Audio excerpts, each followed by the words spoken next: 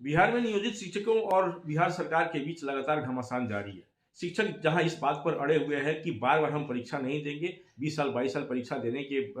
सेवा देने के बाद भी अगर हमसे बार-बार परीक्षा ली जाएगी, ये कहीं से भी सही नहीं है। बिहार में जब भी कोई पार्टी विपक्ष में होती है, तो शिक्षकों को आश्वासन देती है कि जब हमारी सरकार आएगी, तो हम आपके इस डिमांड को बिना शर्त पूरा करेंगे और जब वो सत्ते में आ जाते हैं,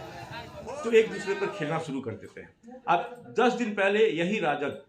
की और नीतीश कुमार की गठबंधन की सरकार थी, तो इनके तरफ से कुछ नहीं बोला जा रहा था और इनके आंखों के सामने सब कुछ हो रहा था। शिक्षक अपना डिमांड कर रहे थे, लेकिन इनके तरफ से किसी तरीके का कदम नहीं उठाया गया और जब अब यहाँ इनकी सरकार गिर चुकी है और बीजेपी और जदयू की सरकार बन चुकी है, तो अब यही राजद के लोग भी सामने आकर के और सरकार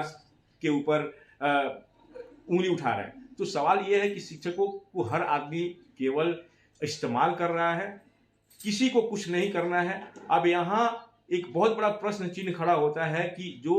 भारतीय जनता पार्टी जो सबका साथ सबका विकास करने की बात करती है और ये समय आ चुका है कि आप इसको कहीं ना कहीं आप सिद्ध कीजिए।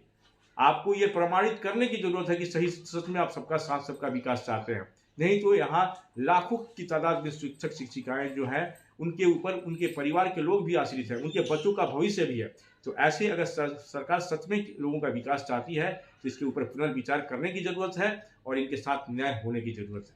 सवाल ये उठता है कि समाज का सबसे सहनशील वर्ग अगर आज रोड पर आंदोलन करने को विवश है, तो सरकार को भी एक बार जरूर सोचने की जरूरत है, क्योंकि यहाँ बार बार इनको छलावा दिया जाता है, बार बार इनको प्रताड़ित किया जाता है और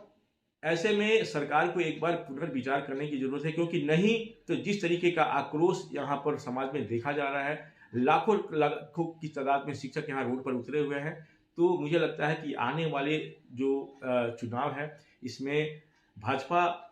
जदयू हो या राजद, इन सबको इसका भुगतान भुगतना पड़ेगा। और मुझे लगता है कि जिस तरीके का आक्रोश है ये जायज़ भी है कि 20 साल 22 साल किसी से आप सेवा ले लेते हैं और उसके बाद से आप बोल देते हैं कि आप सक्षम नहीं है, तो यानी कहीं ना कहीं समाज से भी आपने खिलवाड़ किया। सबसे पहले तो इनके ऊपर प्रश्न चिन्ह खड़ा होता है कि ऐसे जब ये अयोग्य थे तो आपने कहीं ना कहीं समाज को विचलित किया, आपने समाज के साथ खेला, युवाओं के भविष्य के साथ आपने खेला। आप सरकार कि सारे काम को आप करा लेते हैं, जनगणना करा लेते हैं, सरकारी टीचर्स से बाकी के काम आप करा लेते हैं, उसके लिए ये योग्य होते हैं और जब इनकी बात आती है, जब इनका डिमांड होता है, तो आप हाथ खड़ा कर देते हैं, आप बोलते हैं कि आप सक्षम नहीं है। ये कहीं से भी जायज़ नहीं है। मुझे लगता है इससे पहले कि सरकार के लिए भी डिले हो जाए, सरकार को सोचना